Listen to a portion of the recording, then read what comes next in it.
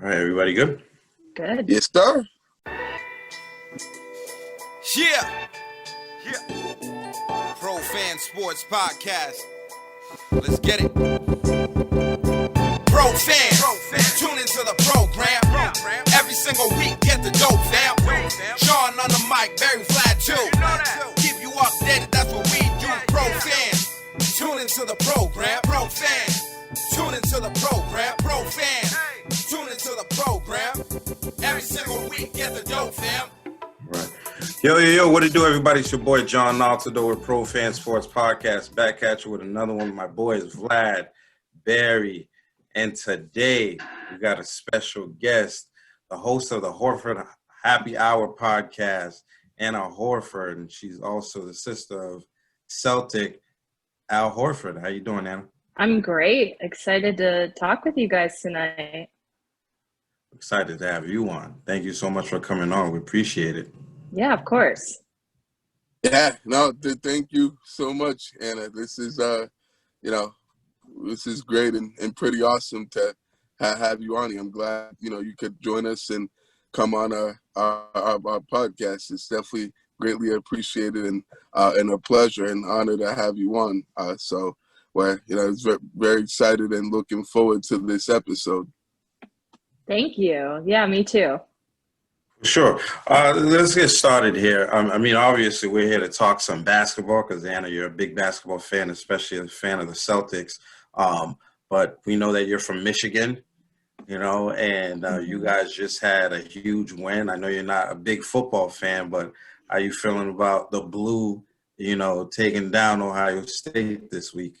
Oh, that's always a great feeling. I mean, everyone can agree. Even most of the people from the Big Ten just hate Ohio. And cherry on top of that, my second oldest brother, John, he played for Michigan. So we are big Michigan fans. He played basketball, obviously. But yeah, we love Michigan. Go Blue all the way. Absolutely. I mean, I'm seeing reactions on the internet. People are actually crying. It's strange. We're in Boston, so Boston College, that's our team over here, and they haven't done anything like that in a really long time. I think the biggest guys we've had were Matt Ryan and Luke Kuechly, who are in that. Well, one of them was in the NFL, and Matt Ryan's still there. But don't forget about Doug Flutie. There you go. Can't forget about him, the legend right there. How can you forget about Doug Flutie, man? But, like I said, we're here to talk about some basketball, specifically the Celtics. This offseason, we got Al Horford back, in the building. And, we followed you for a long time. We heard you on the Boston sports radio scene for a long time, and on TV. How are you guys feeling about being back in Boston? Yeah, I mean, we're feeling really great. We had the warmest welcome. Not just from Celtics fans, but Bostonians in general. They really have gravitated towards our family over the last few years. And even when Al wasn't in Boston, wasn't with the Celtics, Weird Celtics Twitter, still messaged or tweeted me and specifically our younger siblings, Maria and Josh, as well. And we kind of kept in touch. And we always kind of hoped Al would end up back in Boston. I tell people, we kind of manifested it. And it just worked out for the best. So yeah, we're really excited. Yeah, absolutely. I think Al, he kind of has we relate to him a lot just because of the way he just works. He doesn't say too much. He's just out there working, and he's a quiet guy. He's really blue collar in that way. And yeah, what's funny about that? Not to cut you off, sorry, but it reminded me the way you said that. His college coach, Billy Donovan, who he won 2 national championships with, used to call Al the Godfather because he wasn't outlandish or anything, but he quietly just got shit done. Yep. He quietly did his business. He got stuff done. He called him the Godfather. I feel like that's a good nickname that could maybe come back for him because, that's kind of what he does. Yeah, we like our players to be seen and not heard sometimes. Just go out there and play, man. Just do something, So I think we appreciate that about him a lot. And, evidently he started off the season pretty good. You know, his numbers are up there. It's kind of like he never left. You know, like why do you think that is? Because I feel like when he went back to Philly, you know, they made him seem like he wasn't able to play no more. You know, the way they were utilizing him, and now he's back, and it's like he's never left. Yeah. So I think something that a lot of casual NBA fans don't understand is you can be an amazing player and not fit into a certain system. And Philly didn't know how to use Al. They didn't know how to, you know, use him to their advantage. And you can see when he was with Atlanta, with the Celtics, even with OKC, he stepped up his game because they were utilizing him in, you know, in a good way. And I think Philly, the chemistry was just off. The environment wasn't great. The fans were a bit toxic. And I know I'm probably going to get shit for that, but like, it is what it is. So that's just kind of how it was. And so, yeah, I mean, he having some time off as well when he was with OKC, I think helped kind of rejuvenate him as well. And then he kind of came back with something to prove almost, because I think he kind of wanted to subtly like shut those haters up. And like, I feel like he has so far this season. So it's been really great for him. Yeah, he absolutely has, definitely. Yeah, he's been playing great. I mean, since the first game, he looks like one of the youngest players out there. He was one of the best players for a long time. Or he literally looks like one of the youngest players. He doesn't age. Yeah. Like, exactly, he does. Those He genes, had a double-double last night. Yeah, age is just a number, guys. Yeah. Apparently. He feels great. So it's like he's going to be doing this for a while. So, yeah. But we like to hear, right? He was looking like he's 25 out there. Looking as young as Jason Tatum and Jaylen Brown, for real. Yep. And while I was over at the Sixers, what did you learn about Ben Simmons and the situation going over there in Philly? And do you think he will be a good fit for the Celtics? So I don't know too much about Ben personally. I am friends with his sister, Liv. She's super dope. And, you know, we've talked about mental health a lot. And I think a lot of the things you guys see going on with Ben are mental health related. And I know a lot of people are like, oh, that's just an excuse or whatever. But these guys struggle with every issue that we do. Like with every issue that your everyday person struggles with. So depression, anxiety, you know, and to add social media on top of that, and how brutal people are and how they can hide behind, you know, a faceless persona. So I think a lot of young players, especially like the ones who really engage in social media, they're having a really hard time trying to tune all that shit out. Like Al purposely does not do a lot on social media. He doesn't read articles. He doesn't read tweets. Like he's on there, and that is to protect his mental health. And so I think a lot of these young guys, especially younger millennials, you know, we grew up with social media and it's super normal for us and stuff. But I think people kind of underestimate how big of a toll that takes, especially on these younger guys. And so I think that's kind of what Ben's going through. He's a really good player, but the hurdles to overcome. And I hope that he does. I don't necessarily think that's what we need on the Celtics right now. But I hope Ben, you know, finds a team and he gets comfortable with someone. I don't think it's the Celtics though. I see. And what do you think the Celtics needs right now to get better and be more consistent and win more games, honestly? Is it a new player? So I think we've proven that, you know, when push comes to shove, we're a great defensive team. We can lock up any team if we really wanted to. Our biggest issue is consistency on offense. And so I think it would go a long way if we had a guard or point guard that was a bit more consistent with their shooting. I know a lot of people have been really hard on Marcus this year as far as him being a point guard and whatnot, but I think Marcus is invaluable to the Celtics, and but I do think we need someone who is like a true natural point guard to kind of get in there, help us score, help us get some buckets, help with consistency for sure. So is there any particular player or, you know, or move that you would make that you'd feel like you'd, you know, better the team? Because I know a lot of fans and people have been saying that they should trade, you know, Marcus Smart, and I know there's a thing on his contract that says they can't trade him till January. So is there anything specifically you feel like they should do to improve the team?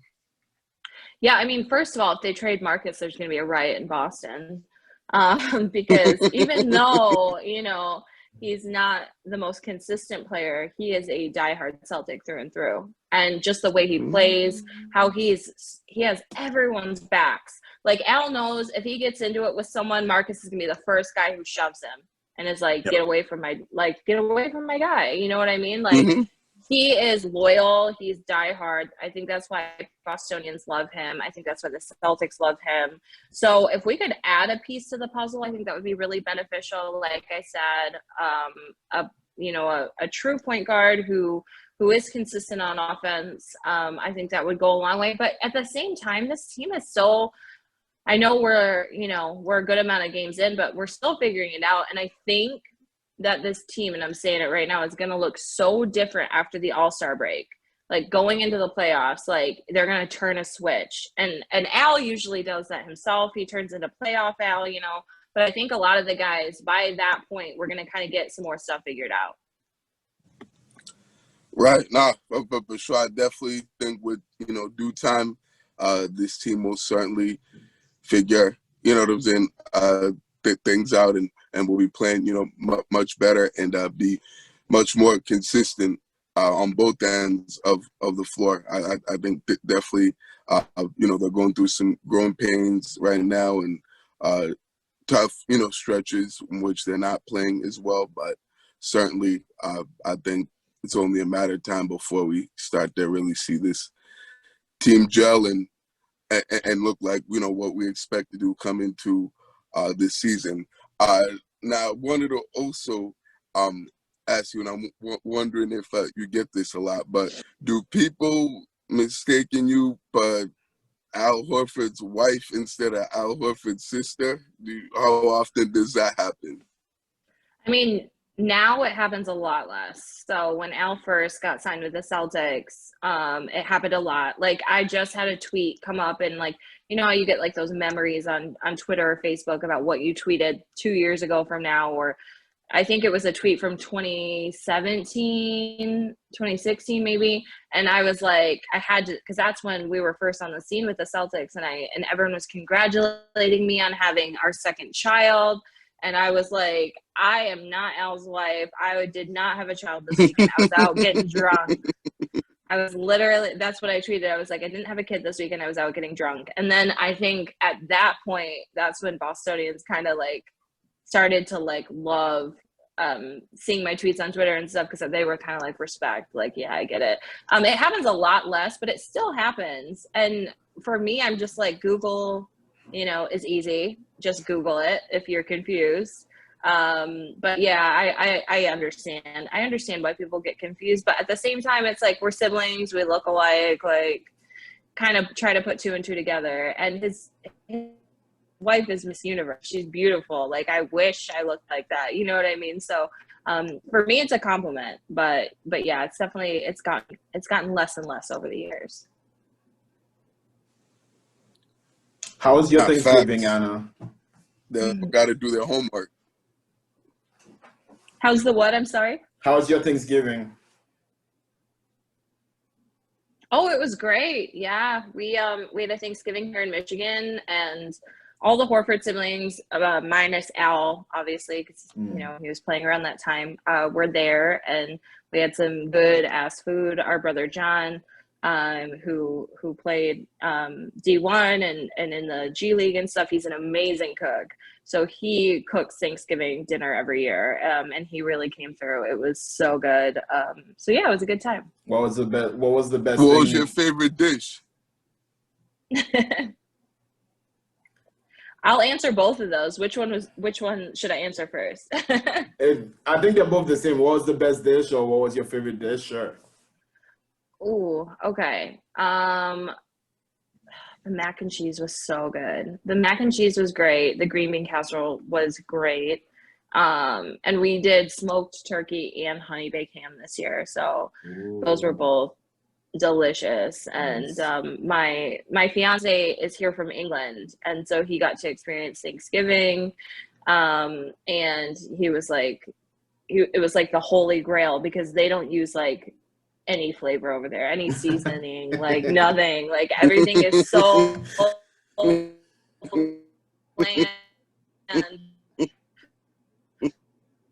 So he like new world. It's amazing. Actually, That's awesome. dated a girl from England one time, and had dinner. Funny. Yeah.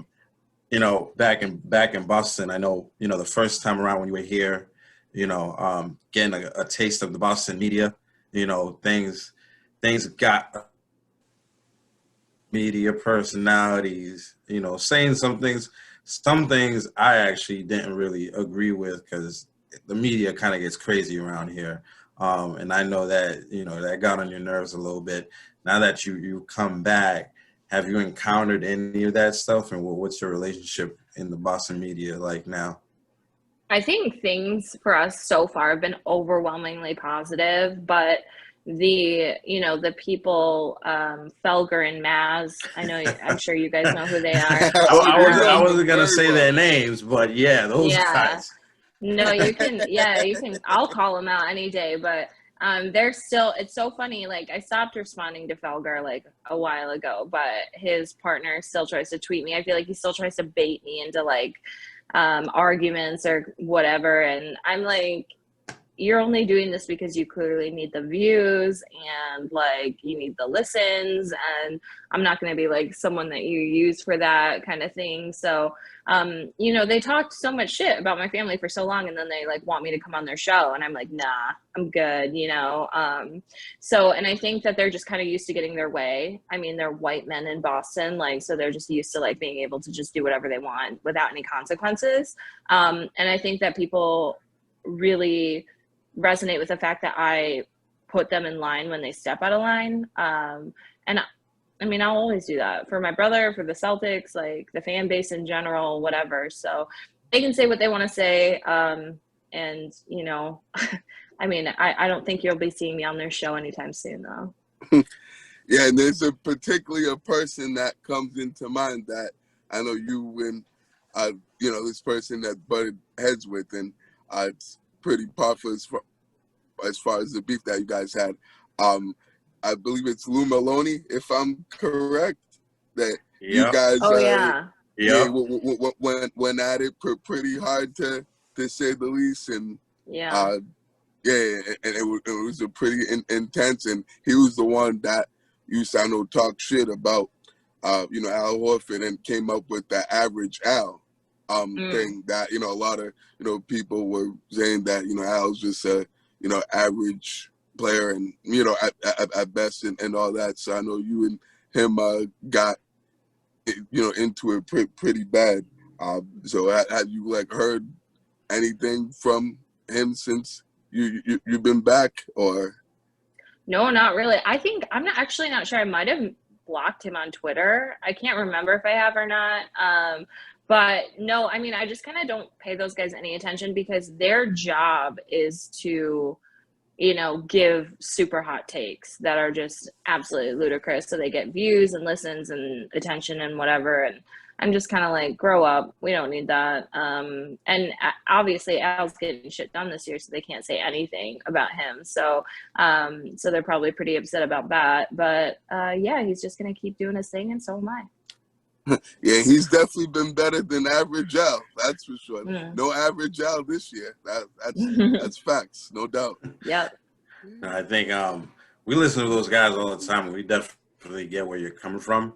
And I think that's one of the reasons we started our own thing, in Boston, because, we feel like we need a different voice out there, somebody that's not bashing all our teams and all our players at all times. It's like, sometimes I'm like, do you guys even like the teams here? Do you guys like our players?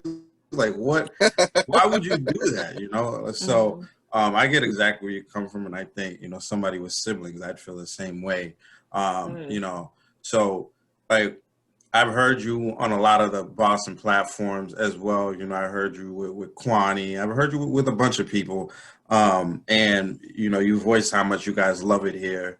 Heard that you guys, like you said, you guys kind of like wish you were back or willed it back into existence here. Al Horford is really loved here. And, there's no secret that he loves being in Boston too. And I know he spent the first part of his career in Atlanta. Right. If Al were to retire today, who do you think he would retire with? Would he go back to Atlanta or be in Boston? I mean, I definitely think Boston. He just has had such a unique kinship with his team. And I think just especially like raising his kids in Boston and stuff, it's just a special place for our family, and people have so much love for us there. Don't get me wrong, he loves Atlanta. He still has a house down there, and he loves spending time down in Atlanta. But I do think, like, if he had the choice, it would definitely be Boston. So nothing's like it. That's facts. Nothing like Boston. Definitely, Boston's a special place. I think we feel the same way over here too. I think. I wouldn't want to see him down in Atlanta. It's like, that's our guy. Nah. That's our guy. Exactly. Feel like he's a Celtic through and through. He bleeds green. Yep. I think the whole family bleeds now. Facts. Definitely. And tell us a little bit about having your own your own podcast, and I know it's called Horford Happy Hour, and you guys drink on there, and you're a big wine connoisseur. Tell us about your podcast and your love for wine and drinking. Yeah, I mean, so I started the podcast when Al was back with the Bostons before this, and CLNS Media Network in Boston reached out to me. They were like, and it was funny because I was going to start my own podcast. They were like, we want to send you to our network. You'll be able to say and do whatever you want. Like, we aren't going to restrict you, which, like, I don't know how much you guys have listened to what I have posted, but I like to swear. I like to drink. I like to be honest. I like to be open, so that was great. We get to try a new wine every week, and I get to recommend it to listeners, and I kind of have free reign with what I talk about and stuff as well, which was really important to me. So yeah, it's been really great. And I really love wine. I am not a sommelier or anything, but I like the way it tastes. So I can definitely appreciate a nice glass of wine. What's a good wine do you recommend for our show? Oh, it depends. Like, what you're in the mood for. Do you guys like white, red? What are you feeling? I would say we record at night, so probably red. Okay, yeah. So anytime you can do a Cabernet or a red blend, that's what I would go for. So, I'm trying to think. Francis Coppola has an amazing line. Josh Sellers has an amazing line. Apothic has a great wine that's super affordable, but the wine is like a good quality tasting wine. So yeah, those are just some of I would recommend either the red blends or the Cabernets for those. That'll get the job done too. You'll get a nice buzz. Which one's the sweetest? Because I feel like I'm a little soft. I like the sweet stuff. Yeah. You know what's great? A great introductory wine for someone who like wants to go from like the sweet dessert wines to like drinking red wine would be Apothic Red. So go out and try that. It's like $9 or $10 and but it tastes so good. It's smooth. It's got a great finish. Like it's really good. So I would highly recommend that one, especially if you're new to wine drinking. That's the wine that kind of got me into like loving red wines. Word. Nah, that's what's up. I was gonna ask, and since you like the drinking stuff, what are your top 3 drinks that you like the most when you go out to a bar or a social event?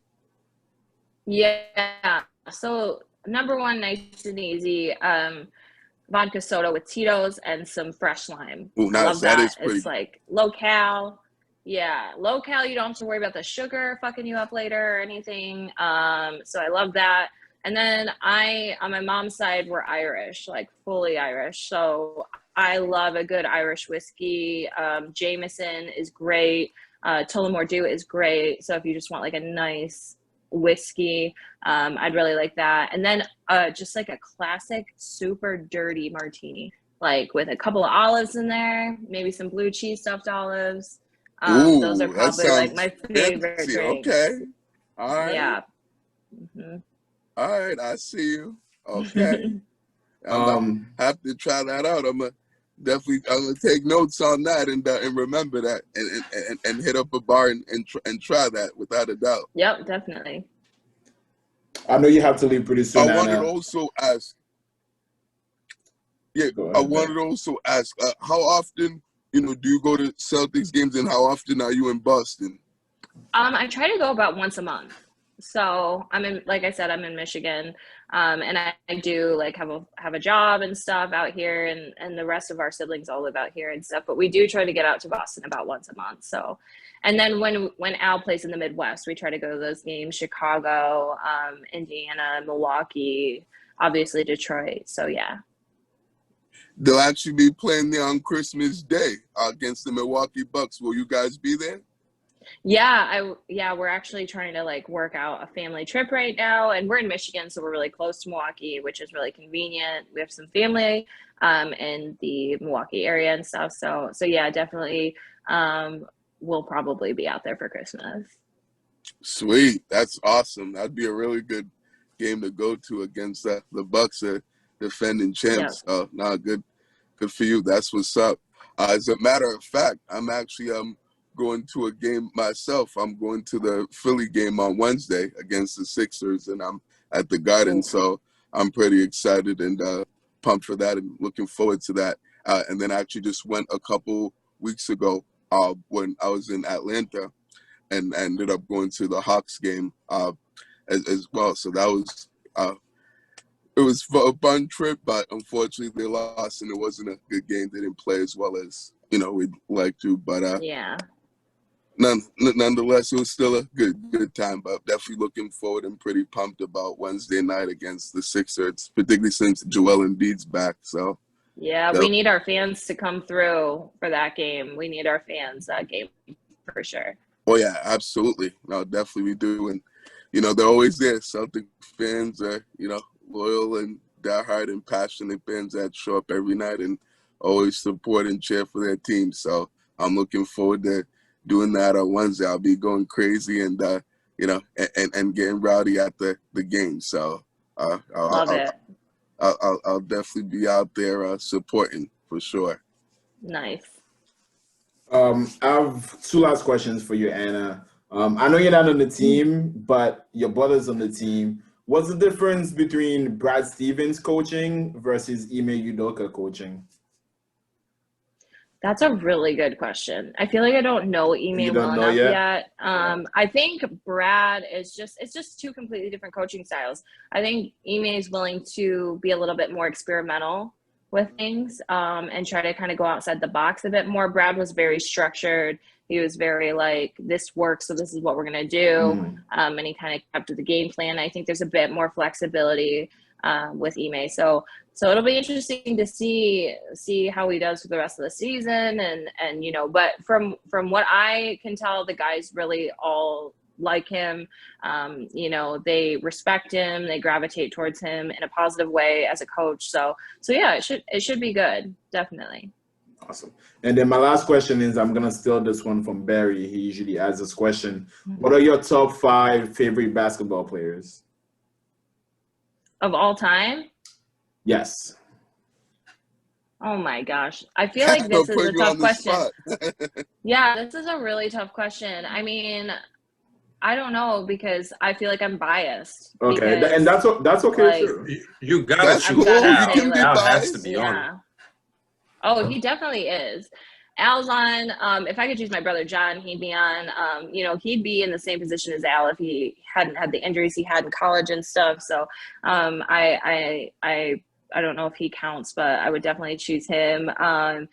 Kobe, loved Kobe.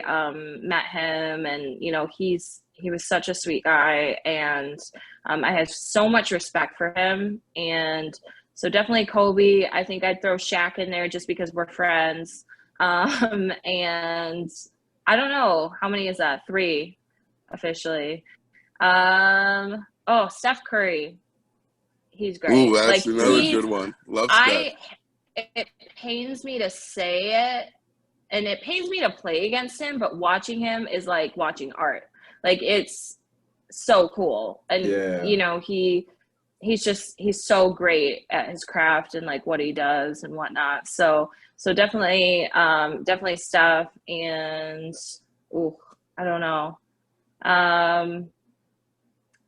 I guess, I mean, Michael and LeBron, you gotta throw them in there because if you're thinking best of all time, they can't not be on that list. Of course. So you know, my dad played around the time Michael played, and now Al plays with LeBron. So I'd probably throw them in there too. I know that was a tough question. Who's the GOAT? Who's the GOAT, LeBron or MJ? I can't answer that. I don't know. I'm gonna get people are gonna kill me for my answer no matter what. Because basketball's changed a lot. Basketball's changed so much since, you know, Michael was playing, and it was a really different game. So it's kind of hard to compare the two. I kind of think that they're neck and neck with each other. Now I just had one quick one. Besides Al Horford, your favorite Celtic? I think Marcus Smart. I think Smart, just because of his heart and just like I said earlier, how much he has his teammates back, how much he bleeds green and like loves the city of Boston. He's like all in, you know, like you never doubt his loyalty on any given night. He's all in, and I really, really respect that. So I think I would probably say Marcus. No, that's a good one for sure. Mm-hmm. I know he's definitely love him. I hate him. He, like you said, he always gives it his all and plays his heart out and leaves it on the floor every single night. And, you know, always brings that energy and intensity and that grit, you know, with him. And that's what you gotta love. Like you know, can question the shot selection and you know, and his shooting percentage and all that, but you can't question his heart and, you know, and how hard he plays, you know, every single night. So definitely you gotta love that about him. And he's definitely a dog out there, pit bull. You know, yeah, absolutely. Question, feisty pit bull. So, right, love him or hate him, gotta respect him and what he brings to the table. Absolutely. And I think our time with you has come. We want to thank you so much for coming on Pro Fan Sports Podcast. We really appreciate you taking the time, you know, all the way from Michigan to sit down with us here and discuss some Celtics basketball. So, you know, you're always welcome on the show, and hopefully we'll talk to you. Yes, absolutely. Thank you guys for having me so much. And, you know, I hope this team really comes through this year. And I think that they will, especially, like I said, after the All-Star break. So I'm excited for what's to come. And I hope people remain positive and just kind of believe in Boston. Awesome. No, for sure. Thank you again for answering all our questions, and thank you for coming. Yeah, thank you guys so much. Have a great night. All right, have a good night. Yeah, you too, Anna. Thank you. It's Thank nice you. meeting you. Thanks for your time. We appreciate it. Good to meet you guys. Thank you. Likewise. Great. That was awesome, guys. Yeah, that was awesome. You know, that was Anna Horford, man. You know? Yes, sir. For the people that are still watching, please make sure you're subscribing to the channel. Make sure you're pushing that like button, comment something, we'll get back to you for sure.